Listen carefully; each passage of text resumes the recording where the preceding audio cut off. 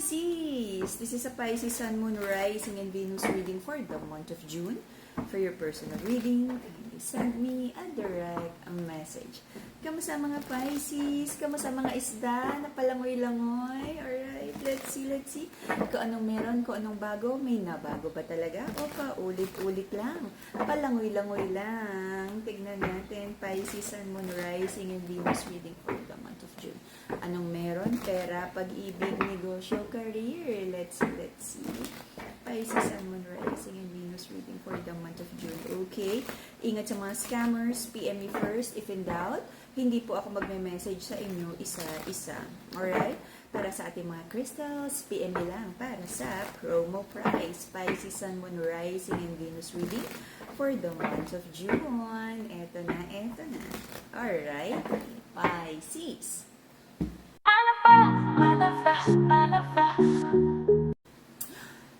Bagong pag-ibig para sa mga Pisces. Sana all may bagong pag-ibig, Pisces. Okay, ang aga naman. May isang pag-ibig na dumating sa'yo but you feel so defeated about this love connection. Sabi mo, napaka-toxic. I feel this is bawal na pag-ibig affair.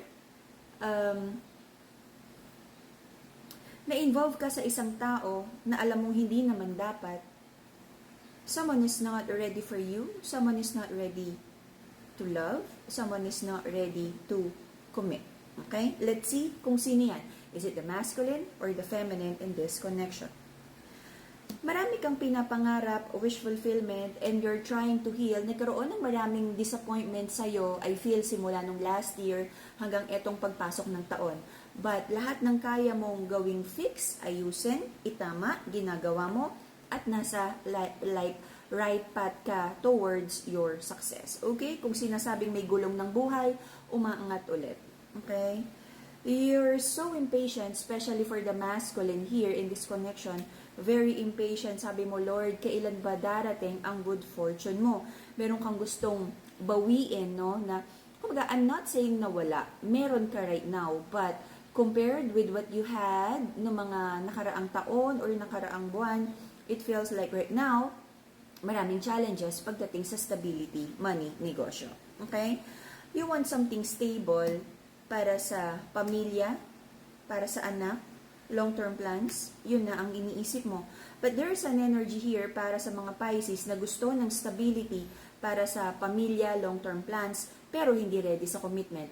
This is the traditional masculine, sabihin natin traditional toxic thinking of a masculine na basta nagbigay ng pera, okay na. Stable na. Kahit hindi niya alagaan ang kasal, ang pagsasama, okay na. Para sa kanya, kung ano man yung iba pa niyang gagawin, out of the business na ng wife. Basta siya nag-uwi ng pera, the wife should be happy. You know, that kind of energy. There is a moving forward energy here para sa mga Pisces. Alam mo kung saan ka papunta, alam mo kung ano yung gusto mo for yourself. Marami ka rin plano para sa mga anak mo. But, iniisip mo mag-travel, mag-relocate, pero kinukonsider mo paano yung mga bata. Marami ka rin iniisip about moving forward, change of plans, major changes sa buhay mo. Pero, baka maapektuhan ang bata. Mayroong isang love connection sa'yo that involves engagement, kasunduan, living in together, or kasal. Maraming nangyaring unfair situation and para sa'yo, alam mong mahirap na tong ayusin. And hindi ko rin nakikita yung effort mo na inaayos mo tong connection na to. Okay? Because especially dun sa endong masculine, para sa kanya, basta nagdala siya ng pera, nagtatrabaho siya, that's enough already. Okay? But the truth is, hindi ganon. Maraming doubts about this connection. Minsan napapagod ka na kung nasa tama ba yung effort mo, kung nasa tamang direksyon ka ba. Very controlling yung energy at yung energy ng masculine dito, napakahirap pagsabihan. I feel for the masculine, meron kang mga tao sa paligid mo na pinagsasabihan ka kung ano yung tama, kung ano yung mga dapat gawin sana, but para sa masculine, kung ano yung nasa isip niya, yun na yung tama. Pinagbibigyan mo yung mga tao na to na magsalita, pero sabihin natin kung nakikinig or sinusunod mo kung ano yung alam mong tama or gusto mo. Same mood cycle, may dishonesty sa connection na to, business and love, kaya hindi nagkakaroon ng magandang outcome. Be careful about business partners. Ilang beses ko nang nabasa to. Hindi nagkakaroon ng magandang outcome ang kabuhayan because may, sabihin natin ahas, no, or dishonest. Sa career, may naninira sa'yo, or sa negosyo, may nagnanakaw sa'yo. Or pagdating sa promotion, may nagnanakaw ng opportunity sa'yo by killing your reputation. Alright? Let's see. Pisces, Sun, Moon, Rising, and Venus. Reading for the month of June. Okay. The energy of the Pisces right now, naging atras abante sa, ninisip mo, tama bang mag-invest? Tama bang gawin to? Tama bang pagkatiwalaan to? And because of that, kaya mo lang naman ginagawa, naging sigurista energy ka, kasi meron kang inaayos about your financial stability. Also, this is the purging energy na may mga tao, connections na tinatanggal mo na, hindi mo na pinagkakatiwalaan. May mga tao na dating sobrang nakakalapit sa'yo, ngayon hindi na. If the help and love is not reciprocated, binabawi mo na yung tulong, yung help na ina-extend mo. Recent past, sabi mo, tama ba? Mag-i-invest sa negosyo na to? Tama ba? Kausapin ko pa tong potential business partner? You know what you can offer, pero hindi ka na basta-basta nagbibigay this time. Business, love, or kahit kanino man, friendship, kamag-anak. Marami kang pinagdadasal, sabi mo, Lord, tama ba itong mga decision mo? Because in the past, marami kang naging wrong decision na nagdala sa defeat and failure energy na meron ka right now. Maraming naging wrong decision because nag-decide ka based on your emotions. Defeat. Sabi mo, Lord, paano nga ba itatama ang sitwasyon ng buhay mo para makuha mo ulit yung victory? Sabi ng Pisces, maraming bagay na unacceptable at right now is tatatagan mo na yung boundaries mo. There's a feminine here na nagwi-withdraw ng attention sa masculine at sabi niya maraming unacceptable behavior here. Tungkol sa family, sabi ng feminine, hindi niya na nakikita ang long-term sa masculine sa connection na to. Maraming unacceptable behavior, maraming toxicity, ego, mga relasyon na hindi dapat pinasok ng masculine. Nag-hold back yung feminine, sabi niya parang for now, hindi mo na niya ifo-focus ang love connection na to. Sabi ng person ng mga Pisces, nandun pa rin naman yung love and care, but may tamang distansya, may tamang boundaries.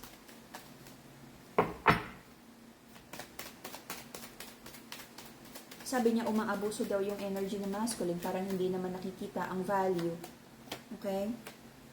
Sabi ng feminine, hindi ito ang wish fulfillment niya. Okay? So, may mga doubts sa mga Pisces kung matatapos pa ang sadness na to. Okay? You might be dealing with a Virgo, Aqua. There's a Libra energy here. Taurus, Capricorn. Taurus, Capricorn. Yeah. Okay. So, until the end of September, there's an energy of overthinking sa isang bagong pag-ibig na maaari mo na namang pasukin. Bakit ba kailangang magmadali sa pag-ibig? Marami kang, sabihin mo, effort na ipupull back mo na naman kasi isipin mo baka maling pag-ibig na naman to. For mental clarity and stronger connection with the divine amethyst. The purple crystal. Wala dito. Okay. To heal your heart chakra. The rose quartz. The pink crystal. Okay. Alam mo, Pisces, may nakikita na naman akong bagong pag-ibig na papasukin mo, pero marirealize mo na parang hindi na naman nasusuklian ng pagmamahal at effort mo. Pero nandito ka pa rin, hindi ka naman umaalis. Okay? So, pag ganito na paulit-ulit yung pattern and you feel na naaabuso ka, sino ba talaga ang mali? Okay? Kasi parang this is a different face, this is a different person, but same abuse, same neglect. So, is it really na na-attract mo or nag-entertain ka talaga ng toxic people? Hindi pa tapos tong bagong pinapasok mo na pag-ibig, I feel na challenge ka na baka naman magbabago pa to. Okay? Libra energy. Alright. So, Pisces, wala akong nakikitang magandang energy sa ganitong dynamics na parang parang may fetish, may fetish ka dun sa challenging energy ng pinipili mo. Kasi parang nagiging pattern mo na to eh. Wala kang ibang sisisihan kung isa, dalawang beses, same na tao, same na energy, okay, ang nakukuha mo. The masculine here, mahilig sa maganda, mahilig sa eye candy, but yung totoong pag-ibig, marami kang questions. Ano ba talaga yung gusto mo? Ano ba yung healthy partnership? Ano ba yung healthy energy ng tao para sa'yo? Okay? You're always choosing someone na challenging. You're always choosing someone na hindi tama para sa'yo.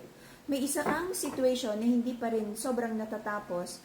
I feel there is a kasal energy na nasa side, but you're entertaining other feminine here, at hindi ka patapos sa ganong klaseng paglalaro.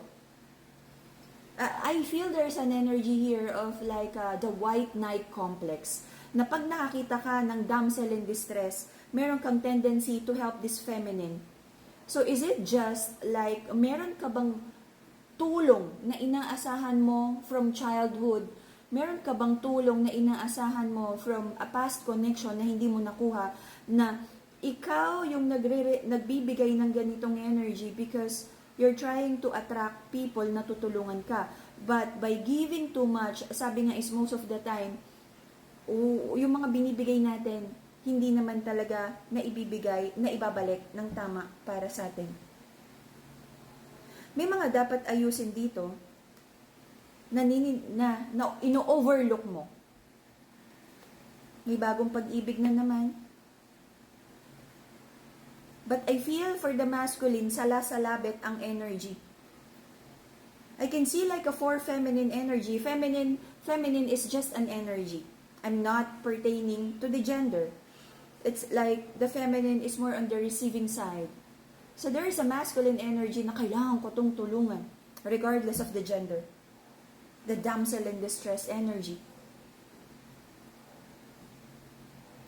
There's also an energy of a long-term partnership here, na sabi ng feminine, pagod na siyang tumanggap ng unacceptable behavior sa masculine na to at wala na daw future. May isang bagong babae dito, water sign, Cancer, Pisces, Scorpio energy, na alam mo naman na hindi ito yung wish fulfillment mo, but there is a very strong passionate connection. After this water sign energy, may nakikita na naman ako na isang fire sign here na hindi pa naman tapos ang connection sa'yo. But hindi mo na masyadong binibigyan ng effort. Pero nandyan siya, nag-aabang, alam niyang babalik ka.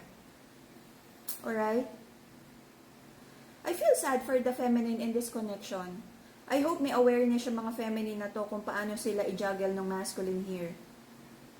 And I feel sad for the masculine kasi this masculine feels very, very lost. Hindi niya alam kung ano yung totoong definition ng pag-ibig. Hindi niya alam, I don't know kung may mommy issues to. Naghahanap siya ng pag-ibig sa iba't ibang babae, hoping na magkaroon ng band-aid treatment yung longing niya sa isang love ng feminine. Meron siyang hinahanap at nakukuha niya sa feminine A, may 30% nakukuha niya sa feminine B, sa feminine C. And this, vicious cycle, hindi ito matatapos. Because yung isang tao nga, hindi na ganun kadali naintindihan, unawain, alamin ang love language. What more masculine if you're entertaining 3 or more? Paano mo ma-appreciate ang isang tao kung 4 ang ina-appreciate mo? Paano mo mamahalin ng totoo at lubusan ang isang tao kung nahahati ka sa 4? Again, the feminine is just an energy. This is multiple love connection. And I feel, these people na ine-entertain ng masculine here, for some of the feminine, alam niya at ramdam niya na may roster tong masculine dito. Yung iba walang pakialam. Kasi parang, yung isa kasi may baby mama energy may anak.